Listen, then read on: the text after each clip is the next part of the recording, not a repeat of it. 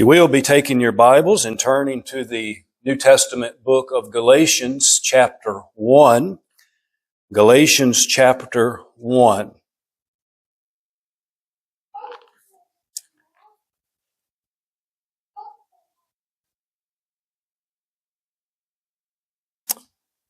It was very often the case that the Apostle Paul had to defend his apostleship,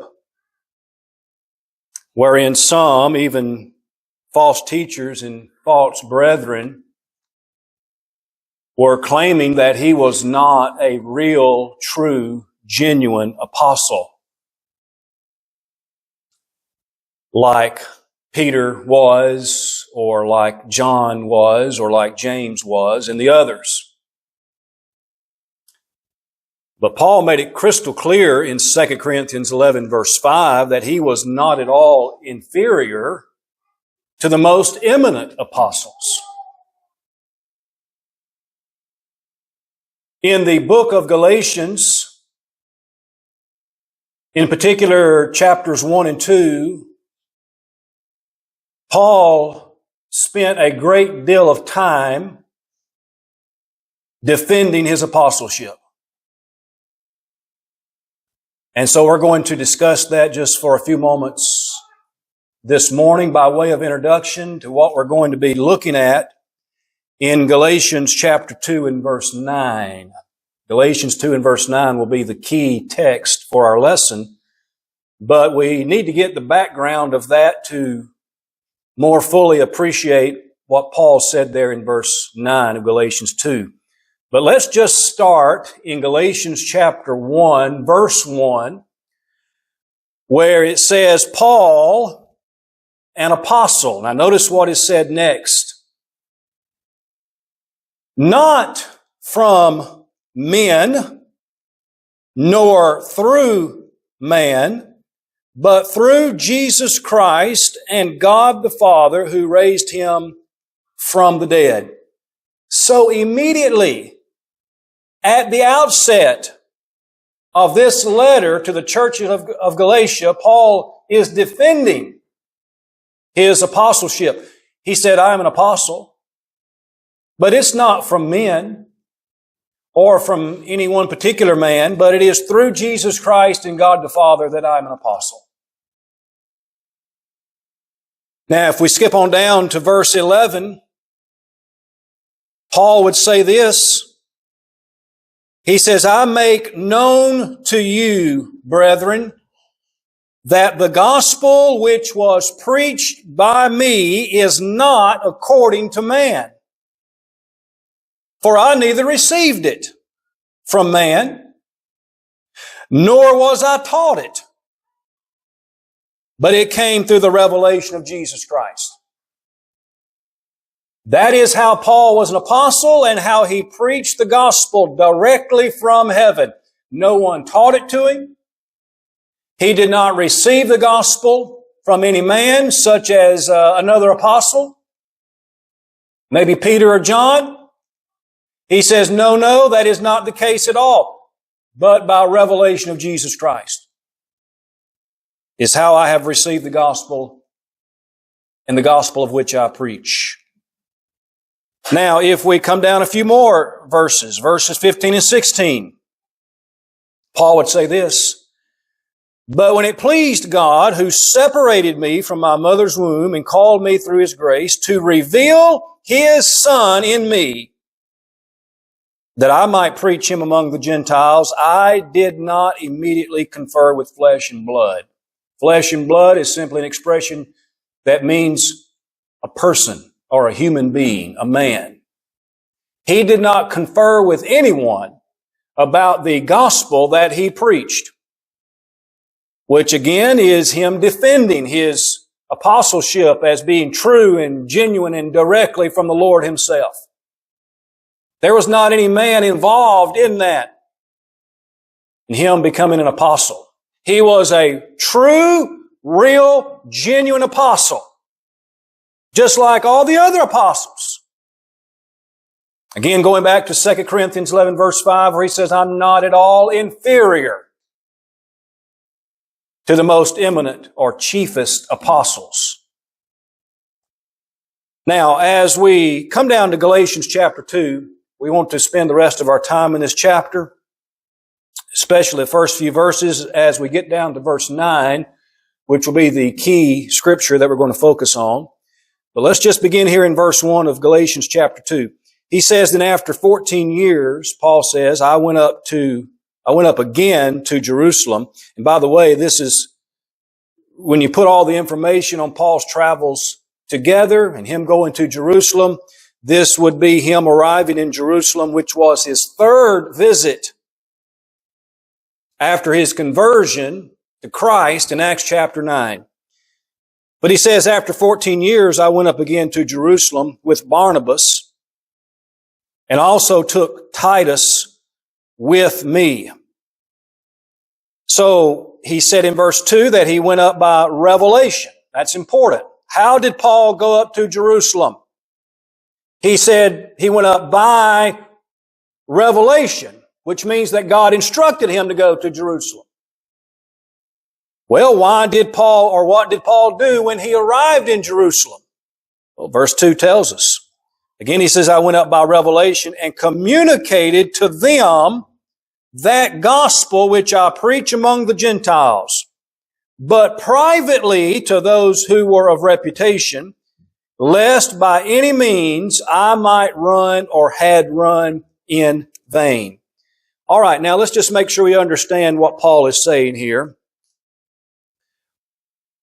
What did Paul do when he arrived in the city of Jerusalem? Well, he says that he communicated to them that gospel which I preach among the Gentiles. Now, the them in the context is referring to the church at Jerusalem.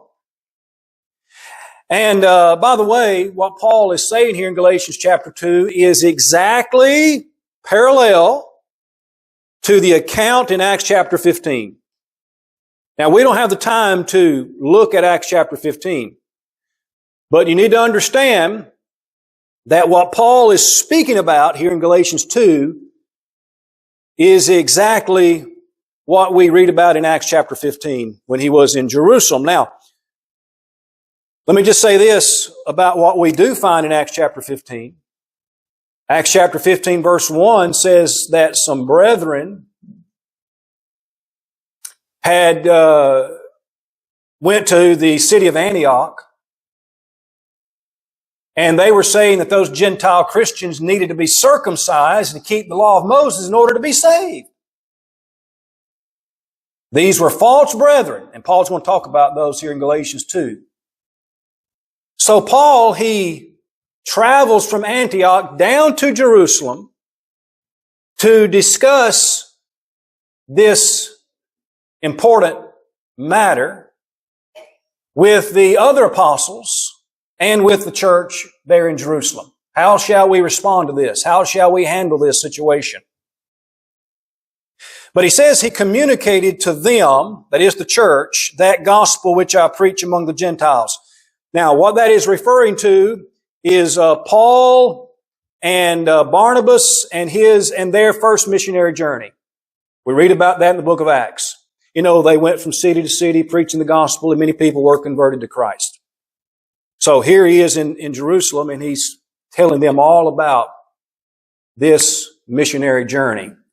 But the rest of verse 2 says, privately, he communicated to them privately to those who were of reputation. Now that's important for us to think about. Those who were of reputation. In the context, this is referring to Peter, James, and John, who were in the church at Jerusalem. Peter and John were apostles. And this particular James was not an apostle, but yet he was a very influential leader in the church at Jerusalem. Now you have a public meeting of Paul with the church, in which he's telling the church there in Jerusalem about the first missionary journey. But he has a private meeting with the apostles, those who are of reputation, those who are of repute, some translations say, or those who seem to be something, or those who seem to be somewhat, as they are described later on in this chapter. We'll get to that here in just a moment. So he has a public meeting, the whole church is involved, but yet he gets together in a private meeting and he talks to those apostles about a certain situation. And he wants to make sure they're all on the same page and they have all their facts aligned about these false brethren who are teaching false doctrine in the church at Antioch about those Gentile Christians needing to be circumcised and keep the law of Moses in order to be saved. So Paul wanted to get the story straight and all the facts straight, and that's what he means when he says there at the end of verse 2, lest by any means I might run or had run in vain. All right, we've got to get this right. In verse 3, he says, yet not even Titus, who was with me, being a Greek or a Gentile, was compelled to be circumcised. Titus wasn't circumcised. Do we need to circumcise Titus according to what some of these brethren are teaching in order to be saved? Well, he did not circumcise Titus, and he was not going to circumcise Titus because it was not a part of the gospel. All right, it was not something that was required in order to be saved under the law system of Christ. Under the law of Moses, it was required. But the law of Moses has been taken out of the way, nailed to the cross, according to Colossians 2:14. It's no longer binding. But yet certain brethren were teaching that it was binding. He said in verse 4, continuing there in Galatians 2, but this occurred, he tells us exactly where this is coming from. But this occurred because of false brethren secretly brought in, who came in by stealth to spy out our liberty, which we have in Christ Jesus, that they might bring us into bondage. Now, these are the same false brethren that Paul, or that is referenced in Acts chapter 15, who were teaching these things. In verse 5, listen to what Paul says about them. To whom, the antecedent of whom is false brethren, that is to these false brethren, Paul said, we did not yield subjection or submission even for an hour, that the truth of the gospel might continue with you. That's an important statement there. Paul again says he did not yield by subjection even for an hour. Now that's just an idiom of speech that simply means we didn't give any time to them. We didn't give any time to these false brethren. Why didn't he? That the truth of the gospel might continue with you. Listen, folks, if these false brethren had their way in teaching these things, then the truth of the gospel could not continue with them. You see the implication of that? So you cannot, Paul is saying, we didn't give any time whatsoever to these false doctrines from these false brethren, so that the truth of the gospel can continue with you. False doctrine is the great disruptor of truth and the truth of the gospel, not only individually, but in a congregation as a whole. Verse 6, but from those who seem to be something, or Old King James says somewhat, this goes back to those who have reputation, from the same Greek word as a matter of fact. But from those who seem to be something or somewhat, in other words, those who have reputation, whatever they were, it makes no difference to me. Now, Paul is not being haughty or arrogant there when he says that, but to simply point out, it makes no difference as far as him being a true and genuine apostle. And that's what he's continuing to talk about. He says, God shows personal favoritism to no man. For those who seem to be somewhat or something added nothing to me. Now, notice that. He's talking about Peter, James, and John there in the context. We will get to that verse where he specifically mentions them by name. Peter, James, and John were those who have reputation. Those who are somewhat. They are called pillars later on in this context. Paul says they didn't add anything to me. Again, he's defending his apostleship. Paul was a real, true, genuine, bona fide apostle. They didn't have to add anything to Paul. He received it directly from heaven, as we've already looked at earlier in the earlier verses here in Galatians chapter 1. All right, continue reading. In verse 7, he says, but on the contrary, when they, now they in the context is referring to those who have reputation, Peter, James, and John, when they saw that the gospel for the uncircumcised, that's the Gentiles, had been committed to me, Paul, as the gospel for the circumcision was to Peter, that's Jews. For he who worked effectively in Peter for the apostleship to the circumcised also worked effectively in me toward the Gentiles. All right, now make sure we understand that, what Paul is saying there. Peter, James, and John, according to verse 7, saw something in Paul. Peter, James, and John saw something in Paul. What was it? Well, he tells us there in verse 7 that the gospel for the uncircumcised, we would say Gentiles, has been committed to me as the gospel for the uncircumcised was to Peter. In other words, they saw, Peter, James, and John saw that Paul was a true apostle who was preaching the true gospel to the Gentiles, just like Peter was a true apostle and had been preaching the true gospel to the Jews. They saw that in Paul. Now we're going to talk about the significance of that word saw here in just a few moments. But there in a parenthetical statement in verse 8, Paul says, he who worked effectively in Peter for the apostleship to the circumcised, that is the Jews, also worked effectively in me toward the Gentiles. Now, who was it that was working in Peter as an apostle to preach to the Jews? Well, that was directly from heaven. That was from God. That was from the Lord, that Peter was able to be an apostle and to preach the gospel of Jesus Christ as a real, true apostle. Now apply that to Paul. Paul says that same power that works in Peter works in me. All right? Now verse 9. And when James, Cephas, that's another name for Peter, and John, who seemed to be pillars, notice that expression, who seemed to be pillars. Notice that word pillars. It goes back to the expression, those who are of reputation, those who were of repute, those who were somewhat in the context that we've already pointed out. Here they're called pillars. These men are pillars in the church there at Jerusalem.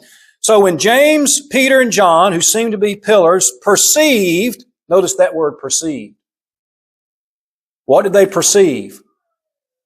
The grace that had been given to me, that's Paul, they gave me, Paul, and Barnabas, the right hand of fellowship. Why? Why did they give Paul and Barnabas the right hand of fellowship? Here's the answer, that we should go to the Gentiles and they to the circumcised, that is the Jews. All right, now let's just camp out there on that verse for a moment, verse 9. Matter of fact, we're going to spend the rest of our time looking at verse 9. And I want us to just extract a phrase from verse 9, and it is the right hand of fellowship. Everybody see that phrase there in verse 9? The right hand of fellowship. Now, let's make sure we understand that in the context in which it is employed. Now, again, just some preliminary things to make sure we understand before we look at a couple of important points about the right hand of fellowship. James, Peter, and John gave Paul and Barnabas the right hand of fellowship. That's what verse 9 says. Now, I want you to listen to me. This is what we're going to develop. Before Peter, James, and John extended the right hand of fellowship, there were some preliminary things that had to be established first. And these things are brought out in this context in the things that Paul said. Two things I want us to think about. Two things. Now get these two things. Number one, the right hand of fellowship was extended upon the basis of examination. Number two, the right hand of fellowship was the endorsement of their work. All right, now let's go back to the first one. The right hand of fellowship was extended upon the basis of examination. I pointed out two words here in this context. The word saw in verse 7 and the word perceived in verse 9. All right, now let's go back to verse 7 where it says, on the contrary, when they being Peter, James, and John, when they saw that the gospel for the uncircumcised had been committed to me, and so on.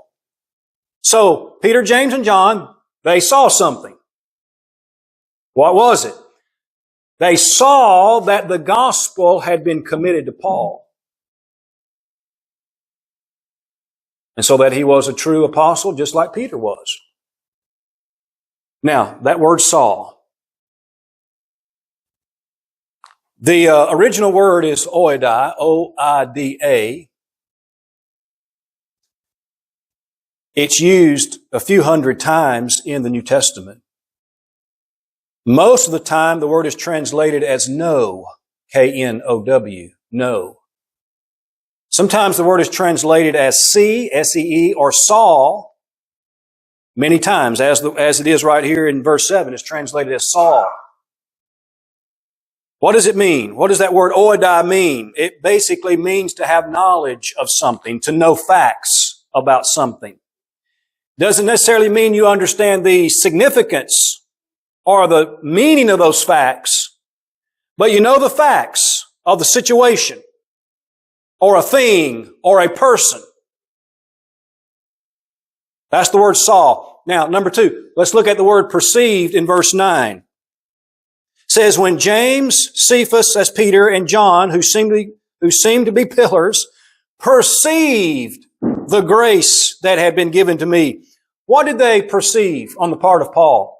The grace that had been given to him. Now, the grace in this context doesn't necessarily refer to Paul's salvation. Now, by implication, it would include that, but specifically in the context, he's talking about the grace of apostleship. It's by the grace of God that Paul was an apostle. That God had chosen him to be an apostle. But Peter, James, and John perceived that grace of apostleship had been given to Paul. Now, let's talk about the significance of that word perceived. The Greek word is gnosko. Gnosko. Now, that word also means know, K-N-O-W.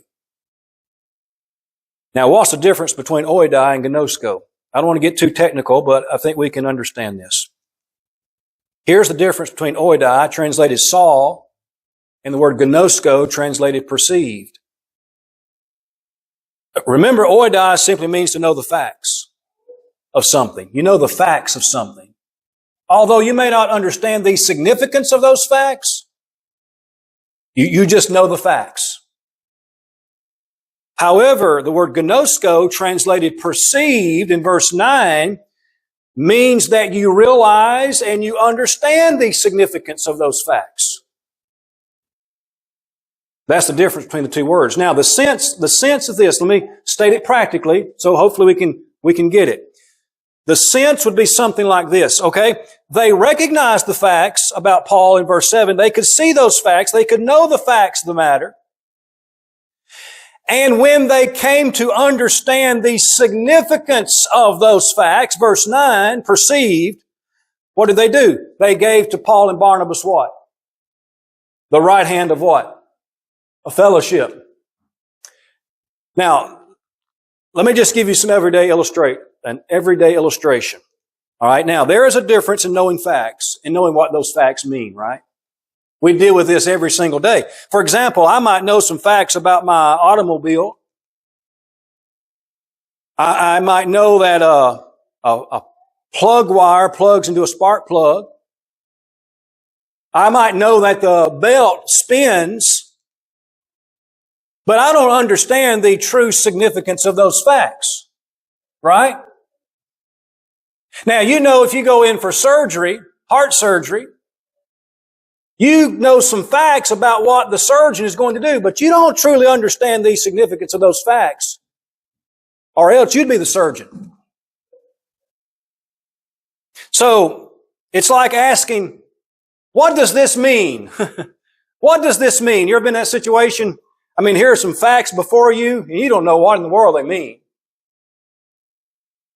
Well, not only did Peter, James, and John know the facts, they understood the significance of those facts when it came to Paul. And when they understood what they saw and the meaning of what they saw, they then gave Paul and Barnabas the right hand of fellowship. So, what are we saying here? The right hand of fellowship was extended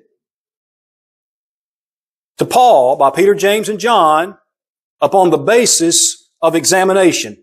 They were able to look at the facts, they were able to examine the facts and understand the significance of those facts, and once they did, they gave to Paul and Barnabas the right hand of fellowship to go preach the gospel to the Gentiles.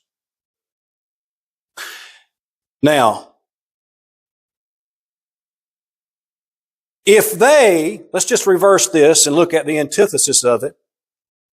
If Peter, James, and John did not come to know those facts about Paul, if they did not understand the significance of those facts about Paul, that he was really who he claimed to be, a true, genuine apostle who preached the true gospel, would they have ever extended the right hand of fellowship to him? Not at all. Okay, number 2. The right hand of fellowship was the endorsement of their work. It was the endorsement of their work. Now, what does this expression, the right hand of fellowship, actually mean? I think we probably have a good idea of what that means there. It means they endorsed the work. Now, this word fellowship, it is from the Greek word koinonia. Koinonia, it's one of the most beautiful words in all the New Testament.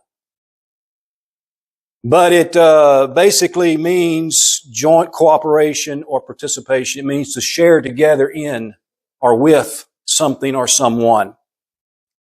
So, you have the giving and the extending of the right hand of fellowship, which simply denotes the extending of fellowship in the full endorsement and support of Paul's work to the Gentiles as an apostle. This endorsement would have never happened. The right hand of fellowship would have never been extended if Peter, James, and John didn't first know and perceive the truth of the matter. This context tells me something. Now keep in mind, we are talking about inspired men back then. We're talking about apostles. We're talking about Peter, James, and John still putting Paul, we might say, to the test. That they were able to see the truth of the matter and understand the significance of what they came to know, the facts, and then they were willing to endorse their work in the Extending of the right hand of fellowship. Now, folks, there is a powerful principle of truth there, that there are conditions that must be met on the part of people today before we can extend the right hand of fellowship to them. Let me ask you this question. In the first century, was there the such thing as false apostles? Oh, yes. A lot of false apostles. As a matter of fact, 2 Corinthians 11, verse 13 specifically speaks of false apostles that existed. Revelation 2, verse 2, the church at Ephesus, remember they put to the test those who claimed to be apostles, but they found them to be what? Liars. So there were false apostles that existed. This was not some trivial thing that we're talking about here in Galatians chapter 2. So if Paul had not proven to be a true, real, bona fide apostle, genuine apostle, then he would have been exposed as such. And therefore no right hand of fellowship would have ever been extended to him. What about today? What about today? It's the same thing. Now, we don't have apostles today, but we have those who preach and teach. So in principle, it is the same thing. Only when it is discovered and proven that brethren and congregations are faithful and sound and they adhere to the Word of God, and we can see that, we can perceive that, just like Peter, James, and John did with Paul, then we can extend the right hand of fellowship to them.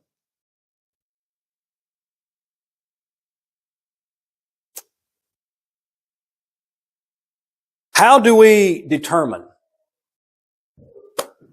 How do we determine whether or not we can extend the right hand of fellowship today? Well, how did they do it in Galatians 2? And by the way, this is not the only place in the New Testament where this principle of truth is seen. It is seen in 2 John verses 9 to 11. We don't have time to look at that. But, John speaks about those who do not abide in the teaching of the doctrine of Christ. They don't have God. We are not to bid them Godspeed. We're not to share in with them in their efforts. So, how do we determine if we can extend the right hand of fellowship? Somebody comes to us and says, we don't know who they are, but we know we've got this work going on. Maybe it's in another country, maybe not. Doesn't make any difference. Would you support us? Back many years ago, there was a preacher in Mississippi sent a letter to the congregation where I was at seeking support for a work. I can't remember exactly what it was. It's been so long ago. But, I didn't know him at all. Church didn't know him at all. And so we sought to inquire about it and ask this preacher some questions. Sent him a letter. We're interested in the work. Would you be willing to answer some questions for us? Oh, yes, be glad to, he said. Okay, that's great. Here's at least one preacher willing to answer some questions. And so we sent him several questions, I think about 50 or so questions. We got a letter back from him saying something to the effect that you could tell he didn't appreciate the questions. Here's what he told us to do. He said, okay, you answer the questions, send them back to me, and I'll tell you whether or not I agree with them. Oh, you got to be kidding me. You want us to answer the questions for you, then we'll send them back to you and you tell us whether or not you agree with them.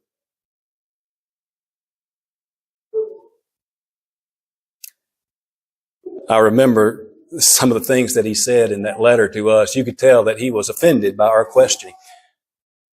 If you get offended, that's just how it's going to have to be. We're not going to be involved in the work. Now, the verse that Brother Mark read, we're going to close with this in Philippians chapter 4, verse 15. Let's close with this verse. Now, don't gather up your belongings. We're not through right yet.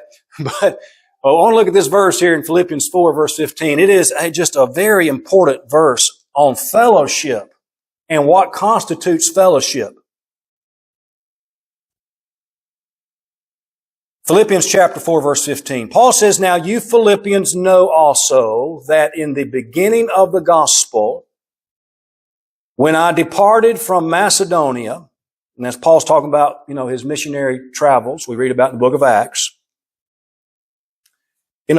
Churches he had to be supported by others, congregations, Paul did, to be able to do what he did. Now, sometimes he worked and labored as a tent maker. But he says, "You Philippians know also that in the beginning of the gospel, when I departed from Macedonia, no church," Old King James says, "communicated with me concerning giving and receiving, but you only." The New King James says, "No church shared with me." Other translations say, "No church fellowshipped with me." And the Greek word there is koinonia. The same word of reference a moment ago, translated fellowship back in Galatians 2, verse 9. Fellowship or sharing in is better than the word communicated. And what does that word mean? It means a joint participation or cooperation, to share together in with something. But I want you to notice what Paul says about this fellowship. He says, "No church fellowship," talking about the Philippian church, "with me concerning" what? Now notice this next. "Giving and receiving, but you only." This verse tells us that fellowship is not just giving, but it's receiving. For example, if another congregation wanted to support this congregation, they were sending funds to this congregation, but we weren't sending anything to them, but yet they wanted to support us.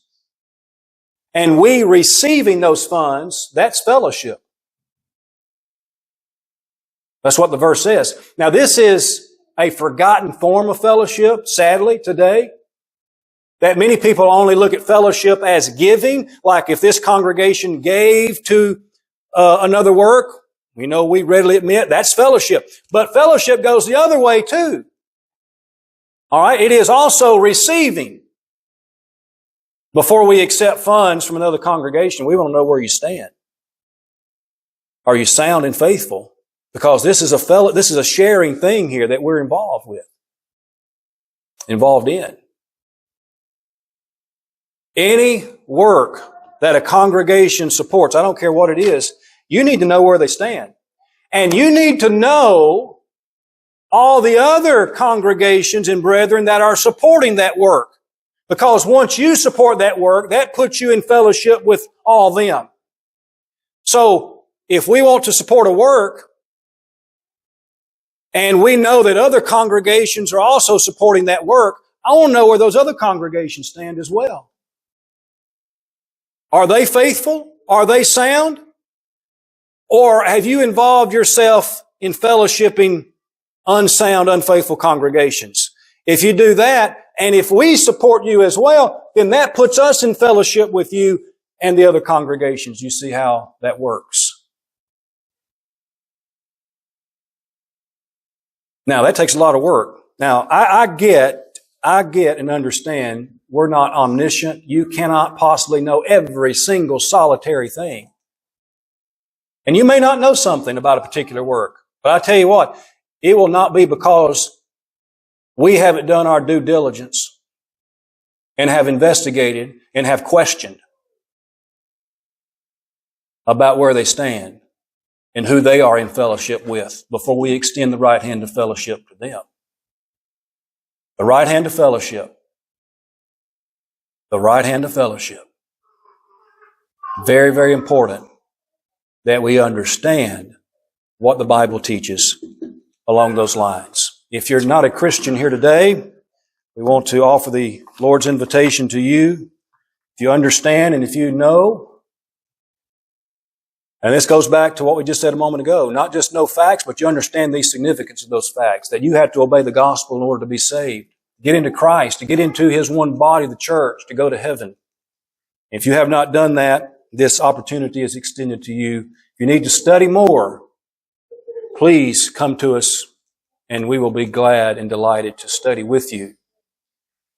If you have obeyed the gospel in the past, but yet you haven't been living as you should, according to God's will, and if you need to come forward here, if you need the prayers of your brothers and sisters in Christ, we love you so much that we want to help you in whatever way that we can to help your soul get to heaven. And so if you need to respond here today, why not do so as we stand and sing this song of encouragement?